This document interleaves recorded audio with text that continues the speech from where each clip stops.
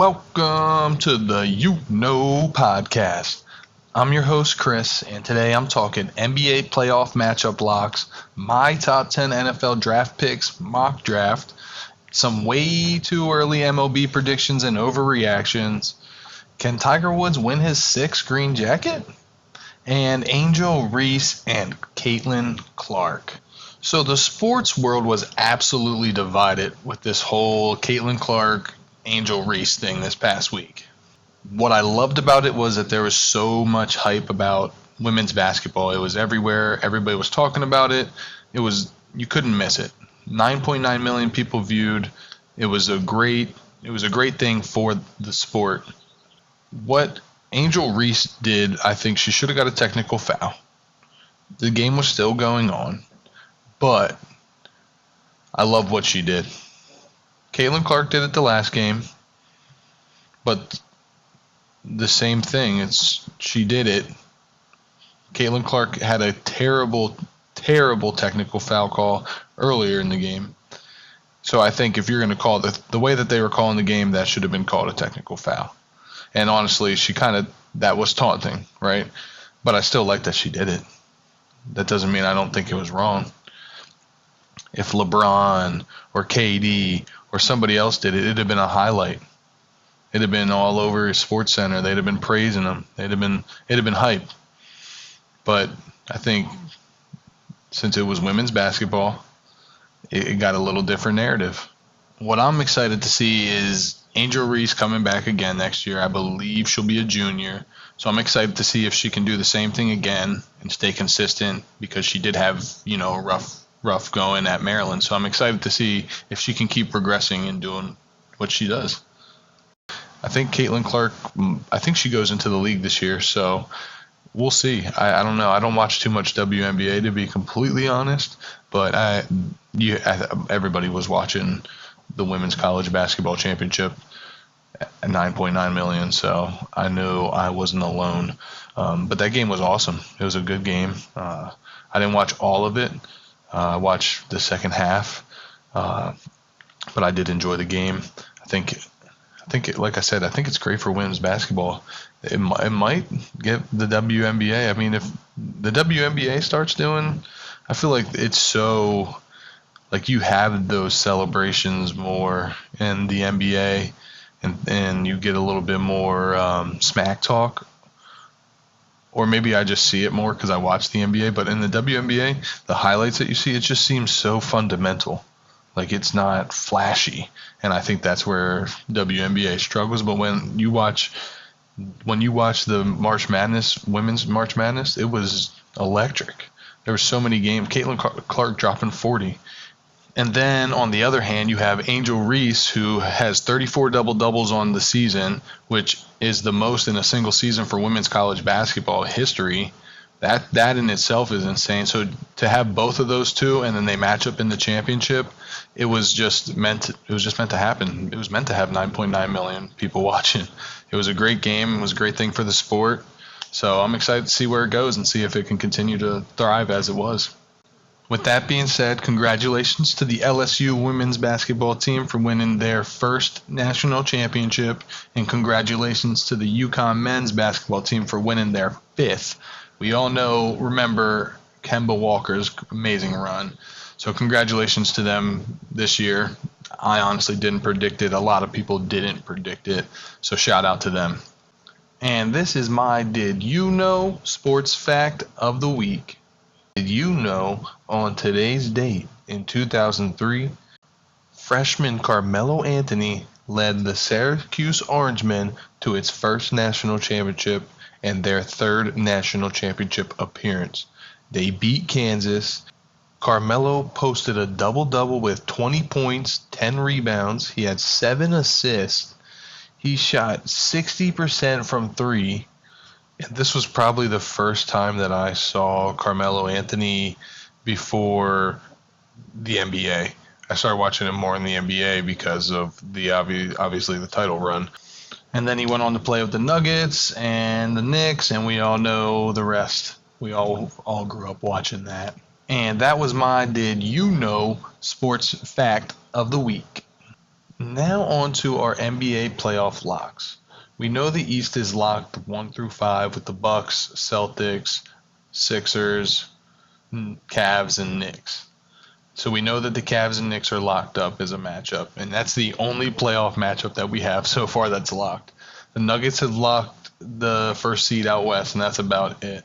I think both the Kings and the Grizzlies have locked the top 3 spot, but neither have locked the no spots. So the only matchup we can talk about that we know is a lock is the Cavs and the Knicks. So the Knicks play the Cavs in the first round, which I think is ironic because it was the Cavs were the team that beat beat the Knicks to the Donovan Mitchell trade. So I think it's kind of cool that he's facing off against the team that he could have been on. So yeah, this is anyone's series for the taking. With Julius Randle, I'm not sure if he's going to come back. He's set to be reevaluated right when the series is set to begin. So it's up in the air. If he's in, it's going to be a great series. I think it's going to be a 7-game series if he's there. If he's not, I still think it's going to be a good series, but I can see the Cavs closing it out in 5. But without Julius Randle, you're going to need R.J. Barrett, Obi Toppin, Emmanuel Quickly, Quentin Grimes, and those other guys to really kind of get on the offensive boards because the Cavs will crush you on the offensive boards. And if they're killing you on the offensive boards, then they'll blow out the Knicks by 15 to 20 points easily. It's just how it goes, especially without Julius Randle being there. That's tough. But I still think even if Randle's there, I still think it's tough, and it's going to be tough, and they're going to need those guys I just mentioned to step up either way. So I like the Cavs in this series. Cavs I think it's 2-2. It's an even 2-2, or no? Cavs, yeah, 2-2, even 2-2. Cavs won the first game and the last game of the year, and the Knicks won both in between games. So yeah, I think the Cavs are going to win this one. Donovan Mitchell's a problem in the playoffs. I think he's going to prove to the Cavaliers organization that why they went and traded for him. And like I said, with Julius Randle's injury, I think he's still going to play that. If they sit him, that's wild. But I think he's going to play, but he's not going to look the same. So I think that's going to hurt them, and the Cavs win that one for sure. If Randle's there, though, it's going to go to 7 for sure. So we'll see how that goes. I think the Cavs win in 5 without Randle there. With Randle, Cavs win in 7. So the Cavs will have home court advantage, so that will be back in Cleveland. Cavs close it out. So that's our only locked NBA playoff matchup that we can legit talk about. Everybody else is just locked in some spots in the East. We can't talk about any other matchup other than the 4 and the 5, unfortunately.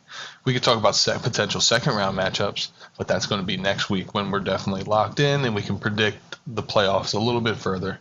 I do want to talk about – everybody's talking about the Lakers right now, but they're not talking about the Warriors. I am more worried about the Warriors than the Lakers. As you saw last night on a back-to-back against the Clippers, they lost. And they blamed it on the back-to-back, which granted, back-to-backs are tough. But what are you going to do when it comes to the Western Conference Finals and you're in Game 7 and you've already had to play two other series before this to get to where you're at now? So I'm not worried about LeBron. I know he can make it that far and have stamina to make it that far. I'm worried about the rest of the team. I don't think they have the longevity to make it. Unlike most of the players and the veterans that are on the Warriors, the Lakers don't really have guys that made it that far in the playoffs. So I'm worried about a matter of stamina. I could see them upsetting somebody first round. Highly doubt it. They got to play through the play-in tournament, and then they got to go further in the playoffs. I don't see it happening. More chances with the Warriors to do that, which is why the Warriors are my team that I do not want to see make any playoff run. So I hope they get eliminated first round. They are one of those teams that if they stay healthy, They're getting Andrew Wiggins back. They can make a long run. They've been there before. They know what they have to do. They don't get pressured in late game situations or in situations where they're down. So I'm Warriors scariest team in the West right now. The only thing that's going to hurt the Warriors is their seeding. If they have to play a couple game sevens on the road at a couple tough places, it could come back to haunt them later. If they're playing in the Western Conference Finals and they got to play another away game, game seven, it'll be tough. So that's the only thing that could hurt them. And then you have the Nuggets, who are the only team in the West that locked the first seed, and I don't see them. I see them making it to probably the second or the third round, but I don't see them making it to the finals. They're that team that just can't get over the hump. I feel like Jamal Murray is not consistent enough. He's a good player. He's an all-star player.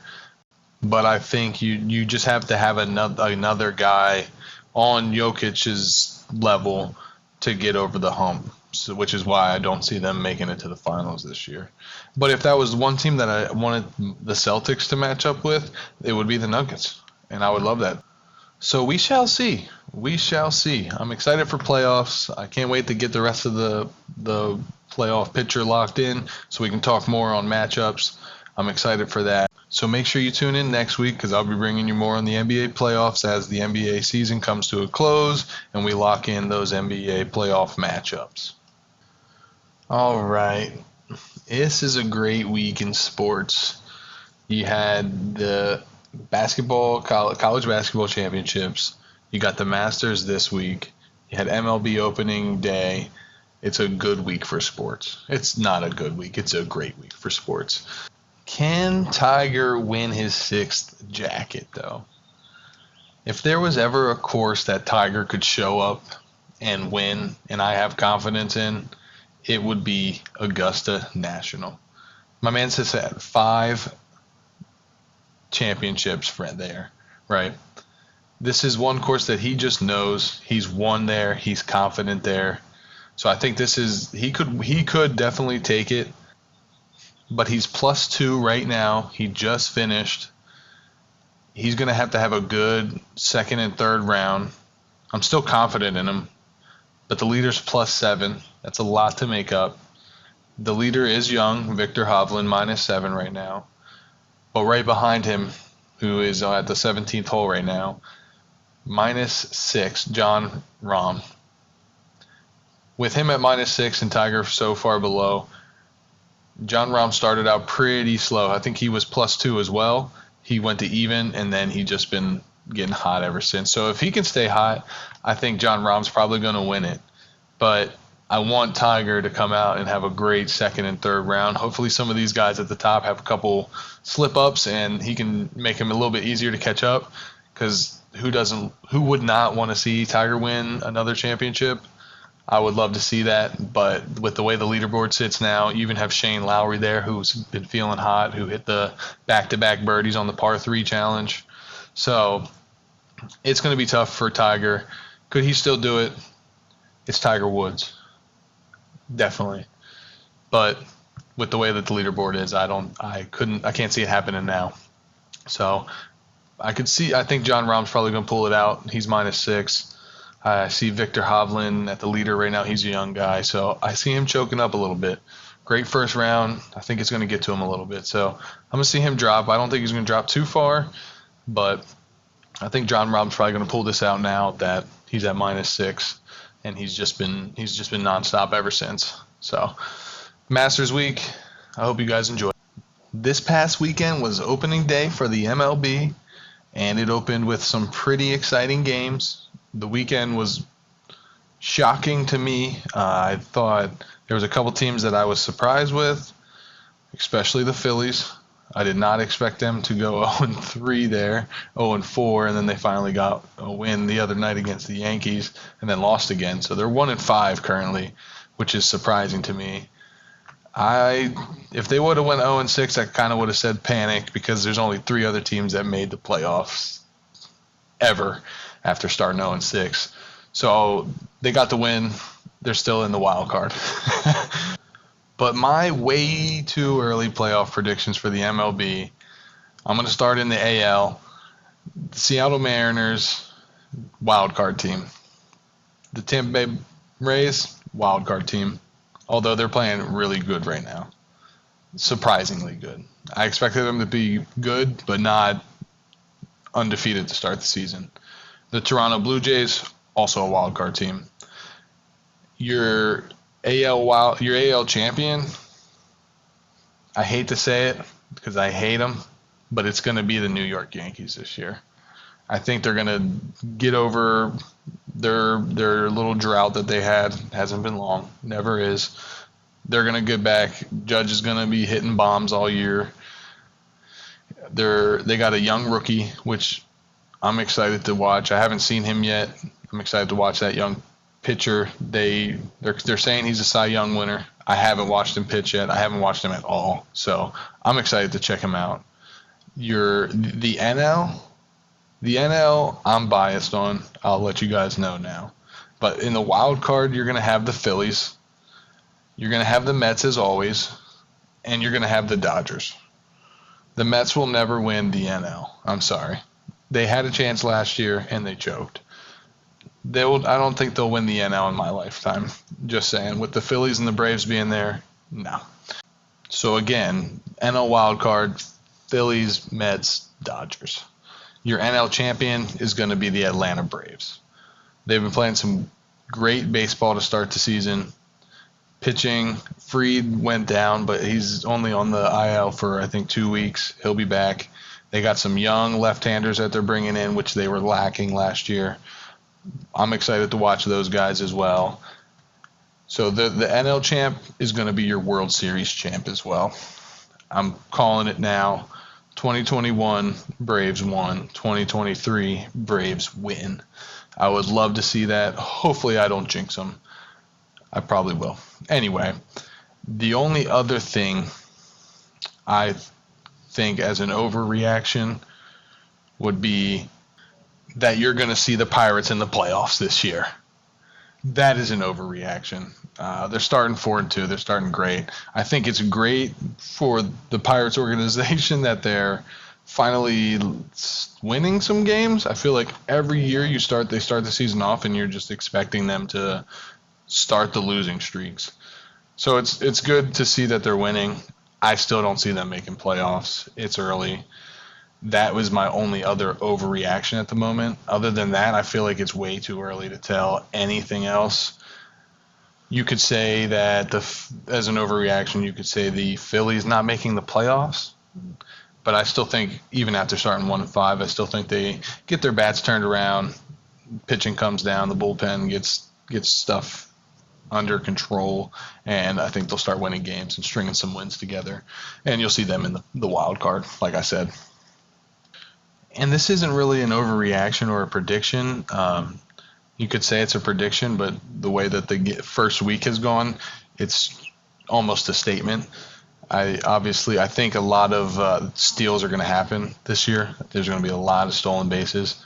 I think there was almost double just in the first weekend compared to previous years in stolen bases compared to this year, which I'm really excited for. I think stolen bases bring such a fun aspect to the game. I used to hate watching baseball games on TV or even in live. I enjoy live baseball games more just for the aspect of the fan experience, but I used to hate watching games and you would just see a pitcher try to pick off the runner like 4 or 5 times in a row, and it's just like, come on. And you just would hear the crowd's reaction. It's even on the TV, you would just hear them, because it's just annoying and it just slows the game down and it's just so boring. So adding that aspect in where you have a pitch clock and then you have the limited amount of times you can throw over in an inning, it just adds to the game. So I'm super excited for that. That wasn't really an overreaction or a prediction, like I said, but I just thought I would add it in there because I'm super excited for that. I think it's going to bring a lot of more viewers to the game because people are going to be watching the games now. They're not as long. It's good for the game. I personally think this is a great change, and I'm super excited for baseball even more now. I can't wait to see how it affects October. We could see some stolen bases for the win. I'm super excited. Baseball is going to be on the up and up in the coming years, especially with my generation. I'm super excited. And the last but not least topic of the day, my NFL top 10 mock draft. So starting at number 1, you got the Carolina Panthers, who desperately need a quarterback. A lot of people, this top quarterback spot has been debated. It's going to be debated until it happens. It's just what happens with the draft. But I think C.J. Stroud from Ohio State is a better quarterback, more ready quarterback than Bryce Young. Watching Bryce Young, I see a lot of inconsistencies. He's not as accurate as C.J. Stroud. Granted, a lot of people say, oh, Bryce Young played in the SEC, a lot more faster defense than compared to the Big Ten. I say nay. It still shouldn't matter where you put the ball. Is it going to be a little bit tougher? Yeah. You've seen what happened to teams that play SEC teams outside of the SEC. They're not ready for the speed. So that's what gives C.J. Stroud the advantage as number 1 compared to Bryce Young, which brings us up to Bryce Young. Number 2, Houston Texans, Bryce Young. Like I said, he's still a great quarterback. I think he's not as ready as C.J. Stroud to be an NFL quarterback, but I still think he's a great quarterback. Both of these guys are going to be going into win now situations, not in the sense of they need to win now, but they're the quarterback, they're the guy. These franchises are going to be leaning on them to win games. And the fans, these organizations are accustomed to some losses, so they might be okay with it. But if they don't start to develop, you're going to start to hear the roar. So there's a lot of pressure on these guys as well, I think. So number 3, the Arizona Cardinals will again go defense, drafting another linebacker for, I believe, the 3rd year in a row, Will Anderson Jr. from Alabama. I don't think the Cardinals are going to try to trade to the Colts or try to move up, because I don't think the Colts fear that the Cardinals are going to try to steal a quarterback. So Cardinals again drafted a linebacker for the 3rd year in a row, I believe. The Colts, they're going for their quarterback, their franchise quarterback, Anthony Richardson from Florida, who I think he is a little bit more ready than most people think.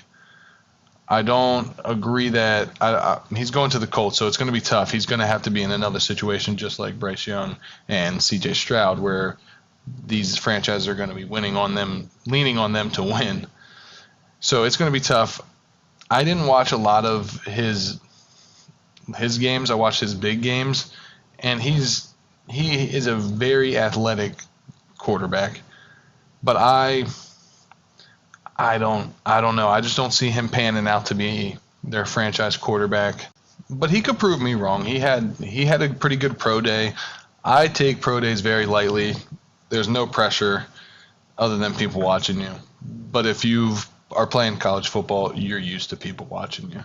So moving on to number 5, the Seattle Seahawks. They're drafting Jalen Carter from Georgia. This is the perfect guy to build the Seattle defense around for years to come.